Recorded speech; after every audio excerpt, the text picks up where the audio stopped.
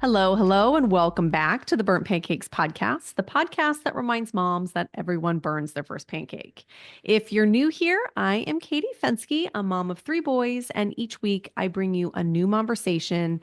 This is just a real talk about motherhood, the struggles we face, some humorous moments that we can all laugh about, and the things that we don't always say out loud enough. Now, before we get to today's conversation, I wanted to remind you all, especially all you toddler moms, about my digital potty training course that just launched.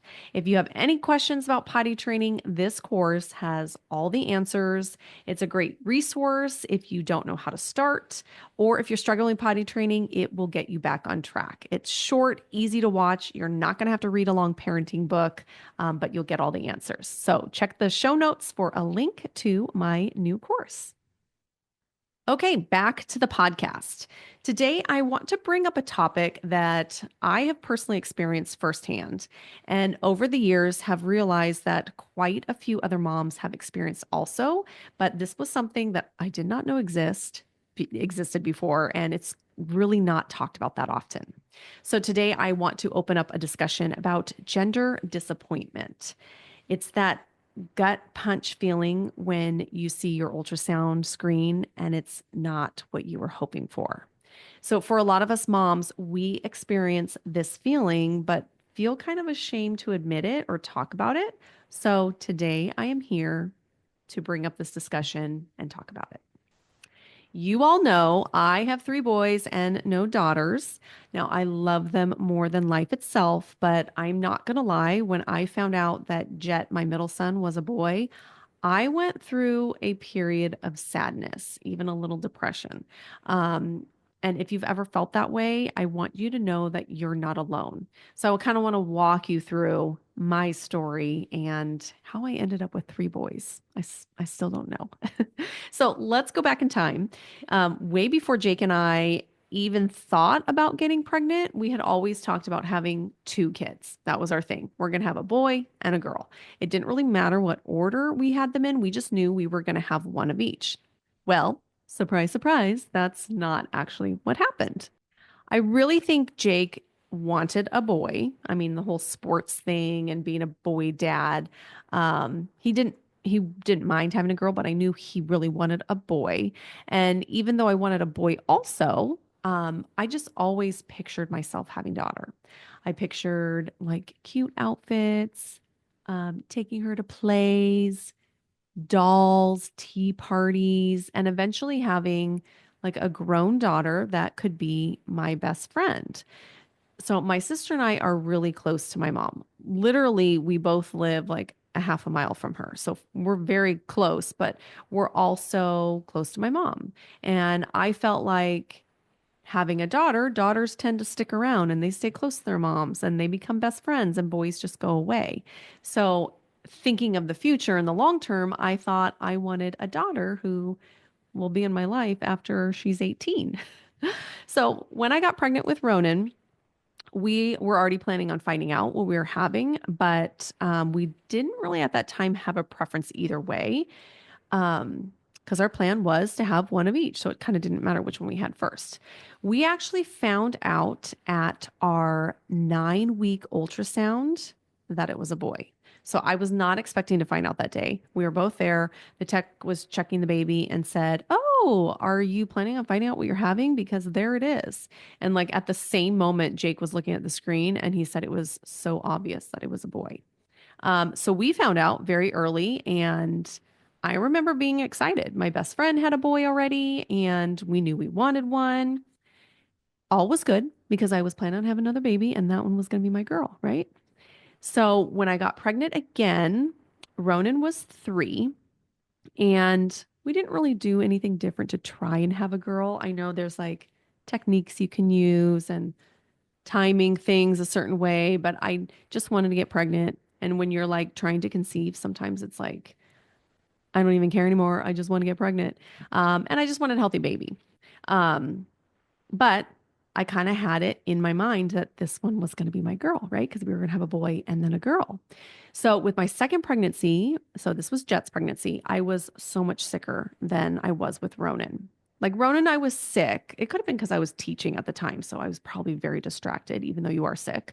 But I was sick so much longer. Like with Ronan, it all went away by 12 weeks. With Jett, it was like 17, 18 weeks before that all went away.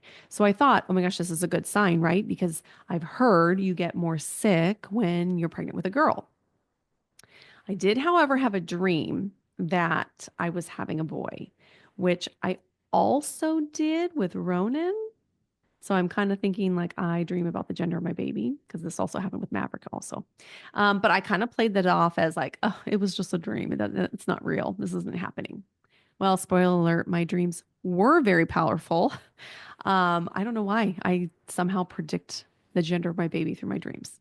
But anyways, I went in for an ultrasound at the 16-week mark, and they told me that they wouldn't tell me until the 20-week appointment. Um, but at the time, the technician, she was really friendly and asked me like, how many kids do you have? Um, she did at one point like have me close my eyes so I wouldn't see the screen because I told her, or she said, don't look yet. I'm not telling you today. But then later in the appointment, she said, oh, so you have a boy already? Are you feeling different this pregnancy? So, of course, like, what does my mind think? Oh my gosh, ding, ding, ding. She's like hinting that it's a girl. So, for like the next 4 weeks, I thought, oh my gosh, this technician was like giving me giving me hints like she almost let it slip. This is going to be a girl. So I kind of went in feeling like this is it. So I went in for my 20-week appointment. I remember Jake had to go to work that morning. So I went by myself. I had my mom come over and watch Ronan. And like that morning, I literally was planning on, I'm going to go pick up some pink balloons and like take Ronan to the park. We'll take a cute picture that says it's a girl. Like I had that in my mind. So during the ultrasound, the technician saw the gender and said, oh, there we go. It's a boy. And like my heart dropped for a minute. Like I couldn't speak, but I kind of tried to play it cool. Literally felt like crying and I had to like hold back tears, which I don't know. Sometimes it sounds silly, like you have a healthy baby. Like why would you cry about that? I did when the doctor came in. I had him check again. I said, hey, would you mind? She said it was a boy, but can you double check? And I feel like she looked at me like, bitch, I know what I'm doing. This is my job. I didn't mistake seeing a penis. Um, but I don't know. I had to. I was crushed. We weren't planning on having any more kids, so it just instantly felt like that dream was shattered. Going wedding dress shopping and tea parties and having that best friend was all gone. Um, it was really hard too because three of my best friends, um, they all were pregnant with girls at the same time. So it was kind of like those three are all having girls and I'm having another boy. I came home, I told my mom, I like kept it together, but then after she left, I went in the bathroom and cried. I was like so disappointed. So instead of the pink balloons, I got out a blue Crayola marker. I wrote, it's a boy on a piece of printer paper, which is like so lame. Like I didn't even make it look nice. I sat Ronan on a swing in our backyard and I took a picture of him. And like I specifically remember he had a cold at the time, so his nose and lips were all red because he had been licking his mouth. His hair wasn't done, but I just kind of didn't care. Like I didn't want to put effort into a gender reveal. I was just like, okay, this is it. Like that dream is done. Um, During that pregnancy, I was like really sad about having another boy, even though people would say, oh my gosh, boys are the best, or they're going to be built in buddies. Okay, they're built in fighting buddies right now. They said, oh, you won't have to buy any new baby gear, or you won't have to buy baby clothes. Isn't that nice? And I was like, no, like I was planning on buying a whole new set of girl clothes and pink swaddles. So even though like people would like try and cheer me up. I don't think outwardly I like came across as super depressed. It's like inwardly I was just like really disappointed. So that's kind of how it was for a while. I did feel guilty for like this sweet little baby inside me. I didn't want him to feel that I was sad. I also felt guilty that there are so many women trying to get pregnant and couldn't. And here I was feeling sad that I was pregnant with a boy and he was totally healthy. Um, so I just had those feelings. I tried to come with terms with it being a boy. I tried to be excited. And it wasn't like I was like wallowing in despair, but it was just this constant, like you would see a mom with her daughter or like a little baby girl, and you'd be like, I'll never have that. Um, I mean, I did kind of carry this through the birth. I can't say that like instantly it went away the minute Jett was born. It was a very long labor. I was like 30 plus hours. So by the time he did come when he was born, I was really relieved. And it was my first VBAC. So I had a VBAC with him. So I was really glad that was over. Um, but it wasn't like the minute I held him, I was like, oh, I'm so glad I have a boy. It does gradually come over time. So like over the months when his personality started to merge, I got past that disappointment and started realizing, he's exactly what I was supposed to have. Like I couldn't imagine life without him. Um, so it didn't last forever, but it did take a little bit of time. So we of course had a third child. I'll probably do a podcast sometime about how we knew we weren't done at two kids because we were very sure we were only having two until we weren't until after Jett. Now, we did have a discussion before we decided to have three. And it was like, are you okay if we end up with three boys? And the answer we both gave was yes. And honestly, I was okay by that point because Jett now um, was he two yet? Let me think. No, he was like 1.5, I guess. And at that point, I was like, okay, being a boy mom. Like, I wasn't, I still was like, if it was a girl, that'd be great. But if it ends up being another boy, I am happy with that. I am okay with that. We decided, well, actually, I decided that during that pregnancy, I did not want to find out what it was, what I was having. Um, my doctor had told me that if you already have two of one, the chances of having a third, um, that is the other gender is way lower. So like if you have two boys already, chances are you're going to have another boy. So I kind of went in knowing like the chances are very high, but if it's a girl, great. If it's another boy, we're totally fine. So my gut was saying it was a boy. I had another dream that it was a boy, but I tried to ignore that. When I went in for one of my ultrasounds, the technician did slip. And like I was adamant, like I just don't want to know. I don't want to find out what I'm having. She slipped because at one point when I told her I don't want to know, she told me not to look. And then after that, she referred to the baby as a he. So then I was like, darn it, like I Googled, of course, like how often do they slip? Do technicians tend to call uh, the unknown baby a girl or boy? Like I got a little obsessive, but then I was like, I'm just going to pretend like she just made a mistake. She didn't mean, like, she didn't actually see it and then give it away. Anyways, but the reason I didn't find out was because I just wanted to protect myself from having those disappointing emotions the months I was pregnant. Instead, I just wanted to go through that labor and just be glad the baby was out and like have that energy going instead of feeling disappointed. And I really do think that helped. Like I still envisioned like what would it feel like if I had the baby and they said it's a girl, and I was like that would be so exciting. But there was less disappointment while I was pregnant. And I think too, it helped prepare me a little bit more. Like instead of just boom, you're at the ultrasound and you're having a boy. Um, so we had him, and I was actually the first one to see that it was a boy. So I was like, oh, it's a boy. And it was like, it was okay. Like, same with my other boys. It took me a while to like really feel that bond between my babies. It wasn't like the minute they were born, I was like, I'm bonded to you. Um, but I was very like content with it all. So here's the thing. Disappointment is a real thing. And it doesn't mean that you don't love your baby. It doesn't mean that you're ungrateful for your pregnancy. It just means that you had an idea in your head and that reality shifted. And that shift can take a while to adjust. So there is a bit of a mourning period because you're mourning a child that you've dreamt of having for a very long time, probably since you were a little girl. You're mourning like a family dynamic that will never be. Like I really thought Jake would make a really great girl dad. And I kind of had to like mourn the fact that I'll never see him be a girl dad. So obviously, I got questions a lot when people saw that I had all boys. Oh, are you going to try for that girl? And my answer is always, nope. We're good with what we have, or nope, I'm tapped out. This is fine because, like, honestly, like I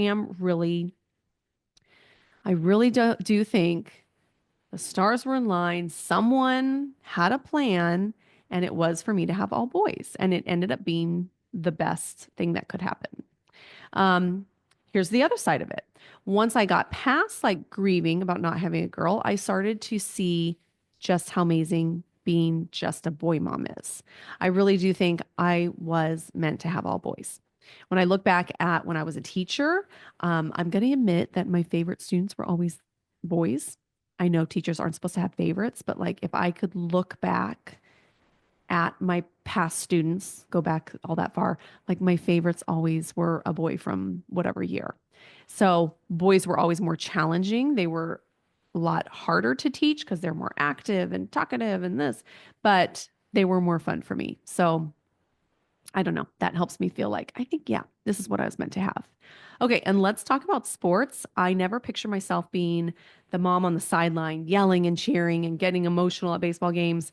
But now this is what I live for. If you know me from baseball or football, you know, like I never miss a game.